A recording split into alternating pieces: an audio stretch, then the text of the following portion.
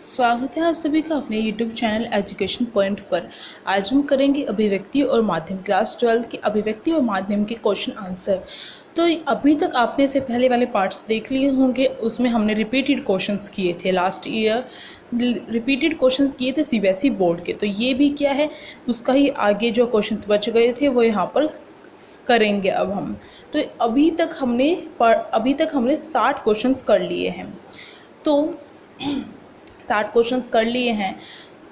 2011 में का जो CBSE बोर्ड है उसका सेट नंबर 3 के अब हम करेंगे क्वेश्चंस। तो देखिए इससे क्या होगा, आपके जो क्वेश्चंस हैं आपको पता चल जाएगा कौन से क्वेश्चंस रिपीटेड है, कौन से पे आपको ज़्यादा ध्यान देना है, और आपकी रिवीजन भी होगी। इसके साथ साथ आपको क्या करना है, अगर आपको किसी क्वेश्चन का आंसर आता है तो आप क्या कर सकते हैं, मेरा आंसर देने से पहले आप वीडियो को पॉज करके आप अपने आप आंसर देकर देखिए, और फिर मैं जो आंसर दूंगी उसे मैच कीजिएगा कि आपने आंसर सही दिया है या नहीं दिया है। तो देखिए, समाचार पत्र और पत्रिकाओं में विशेष रिपोर्ट किसे कहा जाता है। जो समाचार पत्र और पत्रिकाओं में जो विशेष रिपोर्ट होती है, यानी कि आपको घुमा फिरा के यहाँ पे क्वेश्चन दिया गया, आपसे पूछना क्या चाहता है कि विशेष रिपोर्ट किसे कहते हैं, पर आपको थोड़ा कंफ्यूज करने के लिए समाचार पत्र और पत्रिकाओं में जो विशेष रिपोर्ट होती है उसके बारे में पूछने के लिए कहा है। विशेष रिपोर्ट क्या होती है, जो विशेष रिपोर्ट है उसकी डेफिनेशन यहाँ पर देनी है। तो आपको भी क्या करना है, जिस तरीके से क्वेश्चन पूछा जाता है, जिस तरीके से प्रश्न पूछा जाता है उसी तरीके से आंसर देना होता है। तो आप सीधे विशेष रिपोर्ट की डेफिनेशन नहीं देंगे, आप क्या देंगे, जो समाचार पत्र और पत्रिकाओं में जो सामान्य, फिर आप बताएंगे कि जो समाचार पत्र और पत्रिकाएं हैं उसमें जब सामान्य समाचारों के अलावा गहरी छानबीन, विश्लेषण और व्याख्या के आधार पर जो रिपोर्ट तैयार की जाती है उसको विशेष रिपोर्ट कहते हैं। तो आपको क्या करना है, जो विशेष रिपोर्ट है उसकी डेफिनेशन कब आप बनाकर लिख सकते हैं, जब आप ये 3 जो शब्द हैं उन्हें याद कर लेंगे। किसी भी सामान्य समाचार जो होता है उसके अलावा जब किसी भी घटना समस्या की गहरी छानबीन करके, उसका विश्लेषण करके और व्याख्या के आधार पर जब रिपोर्ट तैयार की जाती है उसको विशेष रिपोर्ट कहा जाता है।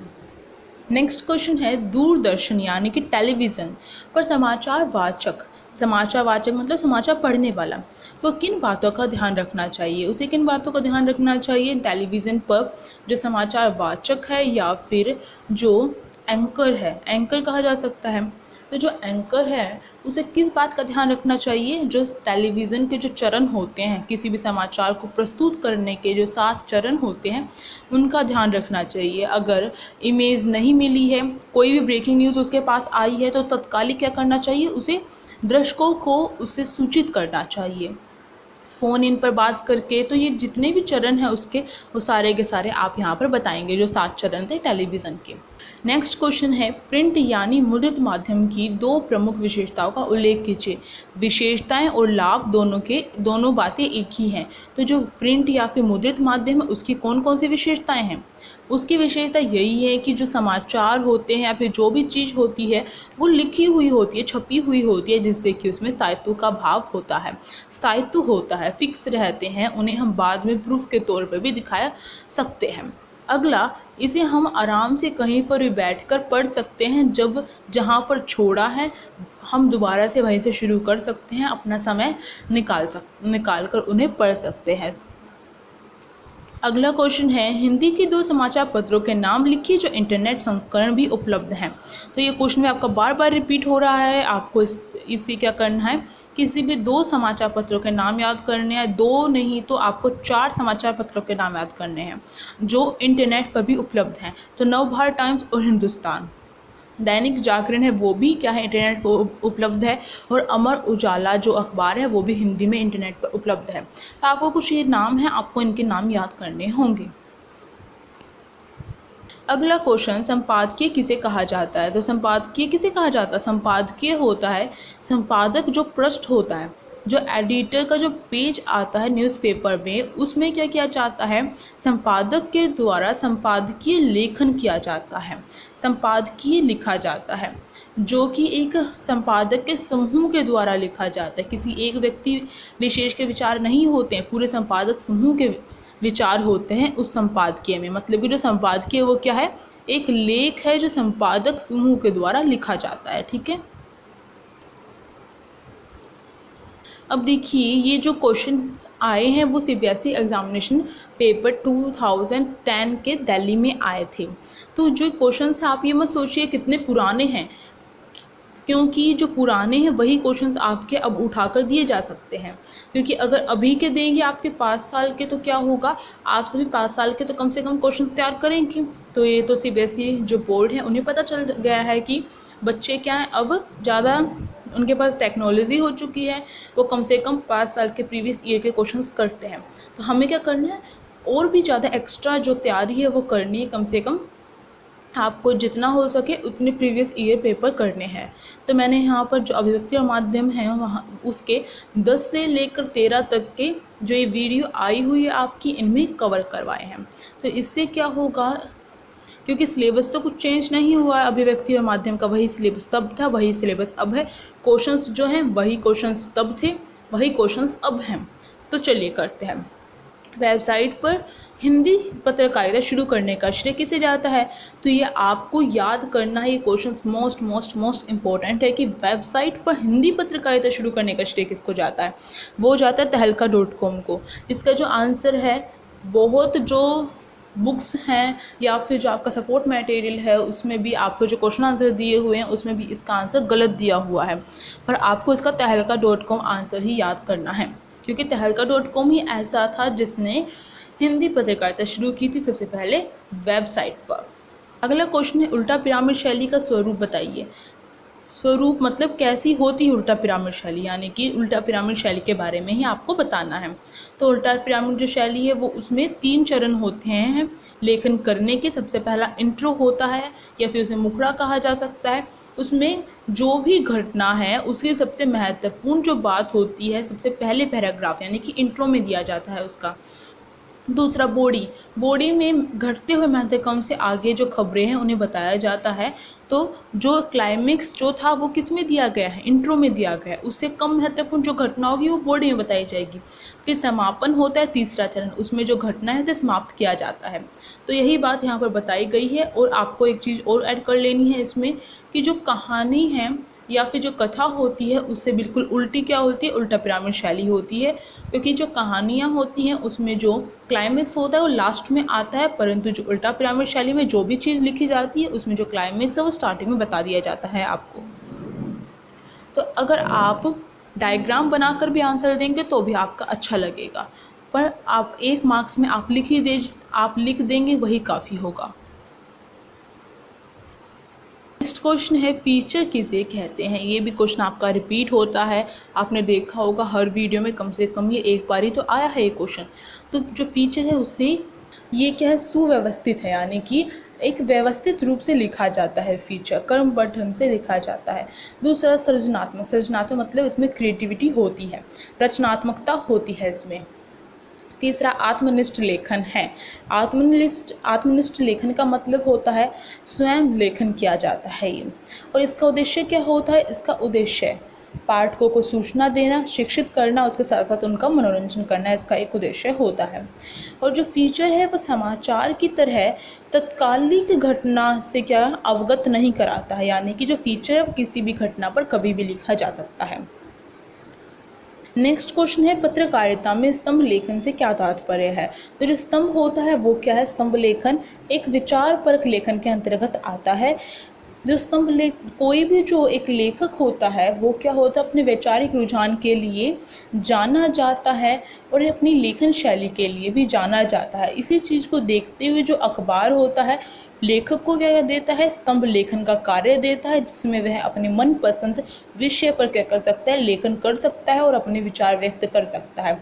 इसीलिए ये विचारपरक लेखन के अंतर्गत आता है, क्योंकि इसमें क्या है, जो लेखक है वो अपने विचार व्यक्त कर रहा है। नेक्स्ट है, विशेष रिपोर्ट के किन्हीं 2 प्रमुख प्रकारों का उल्लेख कीजिए। तो जो विशेष रिपोर्ट है उसके 2 प्रमुख प्रकार बताने हैं। तो आप 4 प्रकार होते हैं इसके: खोज रिपोर्ट, इन डेप्थ रिपोर्ट, तीसरा विश्लेषणात्मक रिपोर्ट और चौथा विवरणात्मक रिपोर्ट। उसमें से किसी भी 2 के बारे में बता सकते हैं आप, यानी कि आपको चारों के चारों जो प्रकार है वो याद करनी है, उनकी डेफिनेशन आपको याद करनी है। तो जो खोज रिपोर्ट होता है उसमें गहरी छानबीन करके जो तथ्य होते हैं उन्हें सार्वजनिक रूप से उपलब्ध किया जाता है, यानी कि जो घटना थी वो पहले से ही उस घटना के बारे में कोई नहीं जानता है।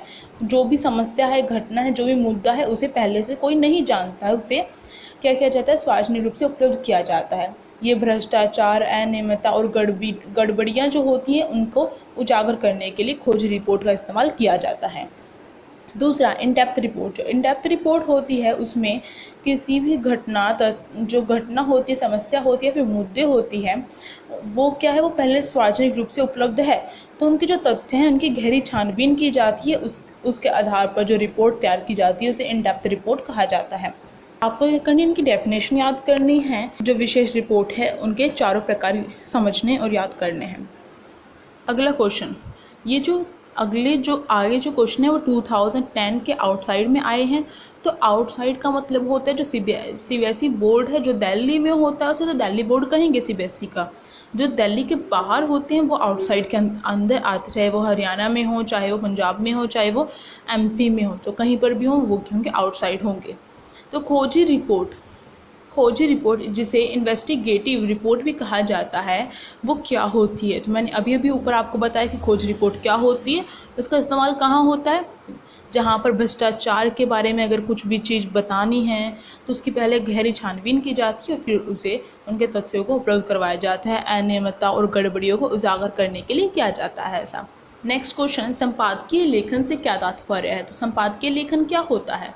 संपादकीय लेखन होता है जो संपादकीय पृष्ठ पर क्या होता है, प्रकाशित होने वाले संपादकीय को उस अखबार की अपनी आवाज़ माना जाता है, क्योंकि जो संपादकीय लेखन होता है वो किसी एक व्यक्ति के द्वारा नहीं किया जाता, संपादक समूह के द्वारा किया जाता है। जो संपादकों का जो ग्रुप होता है उसके द्वारा किया जाता है, इसलिए इसे अखबार की आवाज़ माना जाता है। ये क्वेश्चन आया था कि जो संपादकीय लेखन है उसे अखबार की आवाज़ क्यों कहा जाता है, क्योंकि यह पूरे संपादक समूह के द्वारा लिखा जाता है, किसी एक व्यक्ति के द्वारा नहीं लिखा जाता है। जो संपादकीय लेखन होता है उसकी बात कर रहे थे हम कि संपादकीय लेखन क्या होता है। संपादकीय पृष्ठ जो होता है, जो संपादकीय पेज होता है, उस पर संपादक समूह के द्वारा जो लेख दिए जाते हैं उसे संपादकीय कहा जाता है या संपादकीय लेखन कहा जाता है। इसमें जो संपादकीय के जरिए अखबार किसी घटना, समस्या फिर मुद्दे पर क्या करता है, अपनी राय प्रकट करता है, अपने विचार व्यक्त करता, अपनी राय प्रकट करता है, और ये संपादक मंडल के द्वारा लिखे जाते हैं। नेक्स्ट क्वेश्चन है, भारत में समाचार पत्रकारिता का प्रारंभ कब और किससे हुआ? तो ये क्वेश्चन भी आपका देखिए, आपने अगर पहले क्वेश्चन देखे होंगे तो उसमें ये एक बार ये क्वेश्चन आया था, तो क्या है, 1-2 ईयर का गैप लेकर दोबारा से ये क्वेश्चन दे दिए जाते हैं। तो आपको क्या करना है, आपको जो लास्ट ईयर के जो क्वेश्चंस करवाए जा रहे हैं ये आपके लिए ही करवाए जा रहे हैं, आपको इनकी अच्छे से तैयारी करनी है। तो भारत में जो समाचार पत्रिका होती है, पत्रकारिता होती है, उसका प्रारंभ 1780 ईस्वी में हुआ था, और ये किसके द्वारा किया गया था? जेम्स ऑगस्ट हिक्की के द्वारा किया गया था, और ये बंगाल गजट से हुआ जो कलकत्ता से निकला था। अगला क्वेश्चन है, हिंदी में प्रसारण करने वाले किन्हीं 2 टीवी समाचार चैनलों के नाम लिखिए। तो हिंदी में जो प्रसारण करते हैं, यानी कि हिंदी में जो खबर उपलब्ध करवाते हैं, ऐसे 2 चैनलों के नाम लिखने जो टीवी पर आते हैं। तो आप किसी भी 2 के लिख सकते हैं, आज तक, एबीपी न्यूज़, GTV, NDTV, इस तरीके के किसी भी चैनल का नाम लिख सकते हैं। नेक्स्ट क्वेश्चन है, टेलीविज़न को जनसंचार का सबसे अधिक लोकप्रिय माध्यम क्यों कहा जाता है? इसकी यहाँ पर क्या करनी है, विशेषता या फिर लाभ बताना है। क्यों कहा जाता है? आपके विचार इसमें अलग हो सकते हैं, यहाँ पर दिया हुआ अलग है। यहाँ पर कह रखा है कि सभी घरों में उपलब्ध होता है, परंतु ऐसा हो भी सकता है और नहीं भी हो सकता है। 2019 के दिल्ली कंपार्टमेंट में आए थे। तो कंपार्टमेंट के क्वेश्चंस जो पेपर होते हैं वो भी एज इट इज़ दिए जाते हैं हमारे सीबीएसई बोर्ड में। तो देखिए, मीडिया की भाषा में बीट किसे कहा जाता है, यानी कि आपसे पूछा जा रहा है कि बीट किसे कहा जाता है।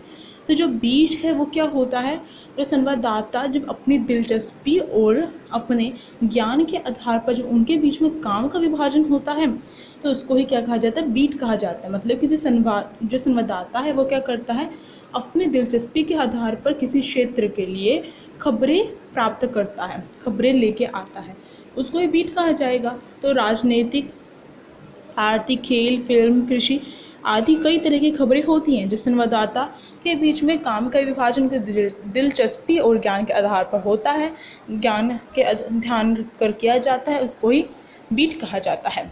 नेक्स्ट है संपादकीय में लेखक या संपादक का नाम सामान्यतः क्यों नहीं दिया जाता है।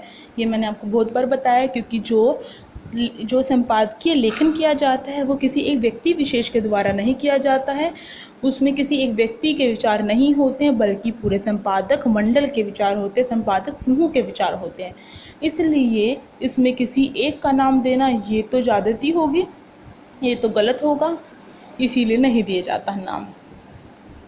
नेक्स्ट क्वेश्चन, विशेष लेखन का आशय स्पष्ट कीजिए, यानी कि जो विशेष लेखन है वो क्या होता है ये बताना है।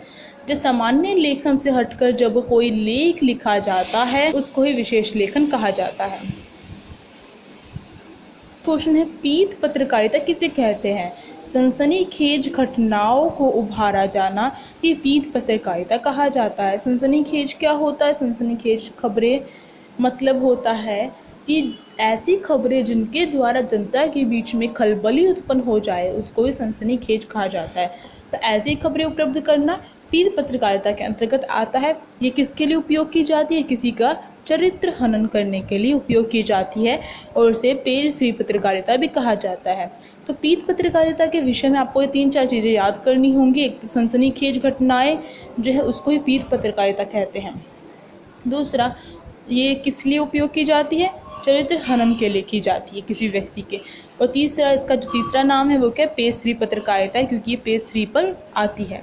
नेक्स्ट क्वेश्चन है, जो क्वेश्चन हैं ये सीबीएसई बोर्ड के 2019 के दिल्ली बोर्ड में आए थे, आउटसाइड ने दिल्ली में। तो देखिए, फीचर किसे कहते हैं, ये आप ऊपर देख चुके होंगे कि एक सुव्यवस्थित, सृजनात्मक और आत्मनिष्ठ लेखन को ही फीचर कहा जाता है। और इसका उद्देश्य क्या होता है, पाठकों को सूचना देना, शिक्षित करना और उसके साथ साथ उनका मनोरंजन करना। और जो फीचर है वो समाचार की तरह तत्कालिक घटनाओं से अवगत नहीं कराते हैं, किसी भी घटना पर फीचर लिखा जा सकता है। तो ये 3-4 बातें हैं फीचर के विषय में, वो आपको याद करनी होंगी, समझनी होंगी। खोजी रिपोर्ट का प्रयोग कब किया जाता है। तो खोजी रिपोर्ट का प्रयोग पूछ रखा है, यहाँ पे इसकी डेफिनेशन नहीं पूछ रखी, तो आप डेफिनेशन भी बता सकते हैं। फिर प्रयोग कब किया जाता है, अगर 1 मार्क्स में आपका ये क्वेश्चन आता है तो आप केवल जो बात पूछी जा रही है उसी को उत्तर दीजिए, फालतू जो चीज़ें हैं वो बताने की ज़रूरत नहीं है। जैसे कि यहाँ पर इन्होंने डेफिनेशन दी है, तो ये सारी चीज़ें आप क्यों लिखेंगे, जब एक ही नंबर मिलना है आपको, जो आंसर जो क्वेश्चन पूछा गया उसका ही नंबर मिलेगा। अगर आप यहाँ पर खोजी रिपोर्ट की डेफिनेशन दे देंगे तभी भी आपको नंबर नहीं मिलेगा जब तक आप उसका प्रयोग नहीं बताएंगे। तो ये जो इसका प्रयोग है ये किसी भ्रष्टाचार, अनियमितताओं और गड़बड़ियों को उजागर करने के लिए किया जाता है। तो इसका आंसर यहाँ से स्टार्ट होता है और यहाँ पर जाकर ख़त्म होता है। अगला देखिए, स्तंभ लेखन से क्या अभिप्राय है या फिर क्या तात्पर्य है। तो जो स्तंभ लेखन होता है वो विचार परक लेखन के अंतर्गत ही आता है, उसका ही एक रूप है। इसमें क्या होता है, जो लेखक होते हैं वो अपने वैचारिक रुझान, मतलब अपने विचारों के लिए क्या होते हैं, प्रसिद्ध होते हैं, वैचारिक रुझान के लिए जाने जाते हैं।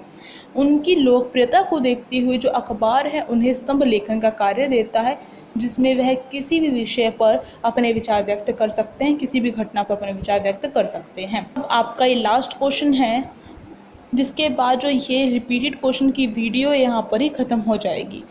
अब देखिए, लास्ट क्वेश्चन है आपका, 2 हिंदी समाचार चैनलों के नाम बताने हैं। आपको जल्दबाजी नहीं करनी है, आप यहाँ पर चैनल पूछ रखे हैं तो अखबार के नाम मत बता के आना।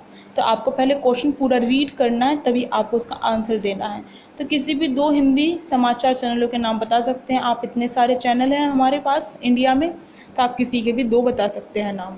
इसी के साथ ये वीडियो यहीं पर ख़त्म होती है, आपके रिपीटेड क्वेश्चंस की वीडियो, जो ये सीरीज़ थी रिपीटेड क्वेश्चन की। अगर आपको अच्छी लगी हो तो लाइक, शेयर एंड कमेंट करके बताएं कैसे लगी। अगर आप चैनल पर नए हो तो आप सब्सक्राइब कर सकते हो, साइड में जो बेल आइकन है उसे प्रेस करना मत भूलिएगा, जिससे कि न्यू वीडियोज़ की नोटिफिकेशन आपके फ़ोन में आ सके। Thank you.